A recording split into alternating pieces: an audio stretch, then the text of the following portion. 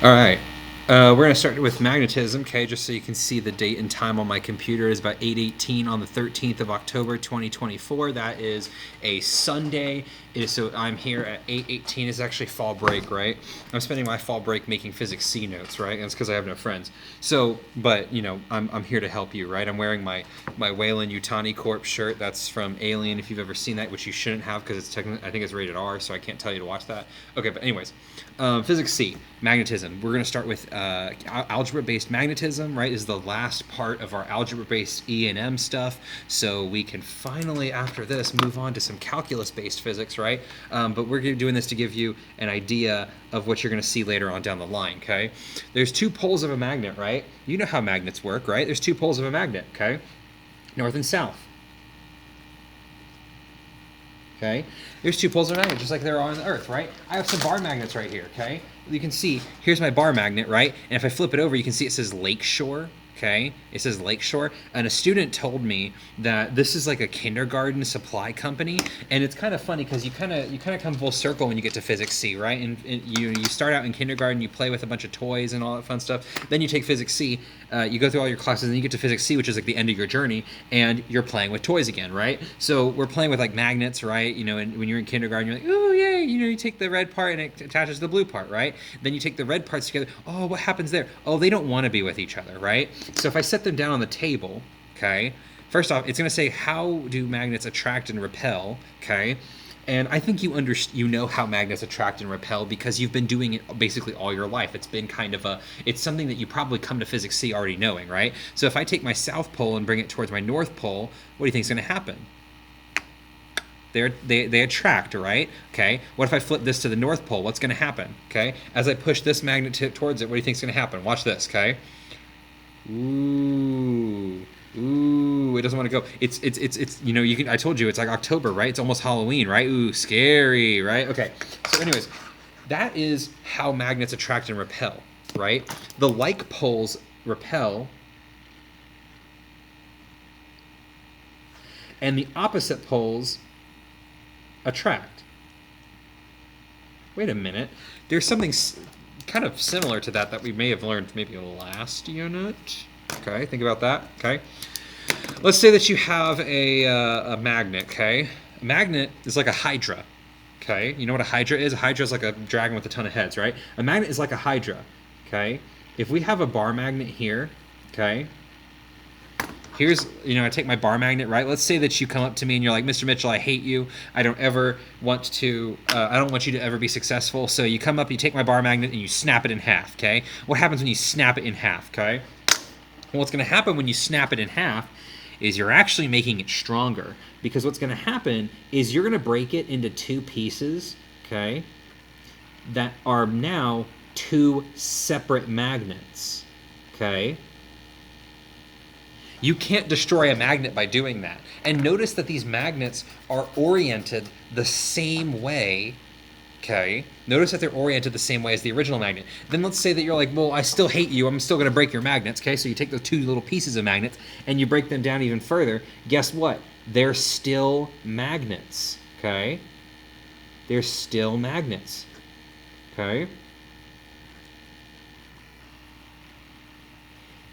It's almost like Luke Skywalker, okay, in episode 8, The Last Jedi, when he says, strike me down and I will become stronger than you can ever imagine. That's exactly what's happening with the magnet. You know the only way you can destroy a magnet is by melting it, okay? And you know how I know that? It's because if you don't know this about me already, I'm a fan of Lorde. I love Lorde, the singer, Lorde. Okay, I'm a huge fan of her, and she has a song called Magnets, and in the song she says, something melting magnets, baby, okay? And so she was trying to tell us the key to destroying the magnet, right? We were too scared to listen. Okay, now you're gonna know that the Earth is a giant magnet. You should know this because that's how the compass works, okay? So what's interesting to know is that if we take a compass, okay, and this compass may work, it may not work. I think this also came from Lakeshore, the kindergarten company, okay? If I take a compass here, okay, it's going to point towards, so the red needle should point towards north, right? Okay, some of these compasses are broken, and the needle actually points south. Okay, so here's what I'm gonna do. I'm gonna take my compass, right? I'm gonna set it to the side real quickly. I'm gonna show you my bar magnet. Okay, here's what I'm gonna do. I'm gonna bring the north end to the compass, and what we should expect to see is that the red needle points towards the north, right? Because you look at the compass and you're like, the red needle's supposed to point north. Okay, the red needle points, it's by default, right? It's supposed to go to the north. So let me find out, right? Okay, so here we go. I'm gonna bring my north pole near it. Okay, let's see what happens. Oh, can you see that under the glare? Probably not. Oh, wait a minute. Okay, this one's working as intended. Okay. Whoa, wait. Why is the white new? Wait, but this isn't pointing towards the North Pole. That doesn't make any sense. So why is the north? Why is it pointing away from the North Pole of the night? What do you think is going to happen if I flip it around? Let's find out. Okay, I'm going to flip it around. Phew. Oh, how'd that happen? Okay, so wait a minute. If our compass is on Earth, right? If our compasses while we're on Earth always point towards the North Pole, like where Santa Claus lives, okay? Then what does that say about the Earth's internal magnetic field? Oh, wait, okay, so the red needle always points towards the south magnetic field, and that means that the North Pole of the Earth is actually the south pole of its magnet. What? That doesn't make any sense. How does that work? Okay. Clearly, there were no physicists on the board of geography. Okay. Okay. Clearly, there were no physicists who were there present to decide what was the North Pole and the South Pole. Can you imagine how much our life would have changed if we had called that the South Pole instead of the North, right? It's just weird. This is actually, honestly, the least confusing thing that you're probably ever going to learn in physics, just because everything else that we do in physics is so much more confusing than this, okay? So Earth's south magnetic pole, okay, is close to what we call the geographic North Pole. Okay. Okay.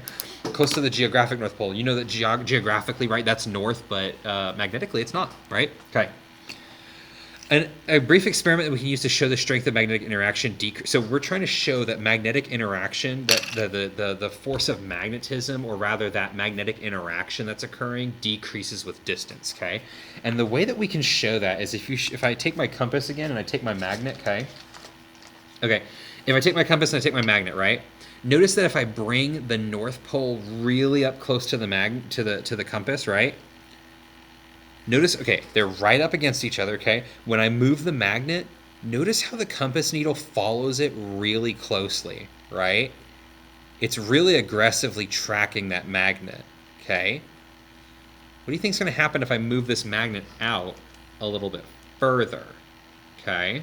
Here's what I'm going to do, okay? I'm going to take my compass here, I'm going to move my magnet out further. I'm going to move it out a little bit further. You see it's kind of starting to wobble, okay? Let me start moving the magnet around the compass now and see if you can see the interaction there. Okay. Do you notice that it's not as aggressively tracking it? It's still kind of following it, but look, it's not really aggressively tracking it. Okay. When I was really up close, it basically was like attached to it, right? But when I go farther away, it's a lot less. It's not deflected as much, right? Here, it's pretty straightforward, okay? Oh, I connected it, okay. So, we just kind of did that experiment, right? Hold compass at different distances, okay, from a magnet. And you should see that the needle is deflected, okay, less when magnet is further away. Okay? We saw that, right? I just showed you that, okay? All right. That's section 1. There's a lot of really short sections in this notes packet, so there's probably going to be a ton of videos that I make that are like 5-10 minutes long, because I tend to yap, even though really it's probably like 1 minute worth of content, okay? All right, have fun.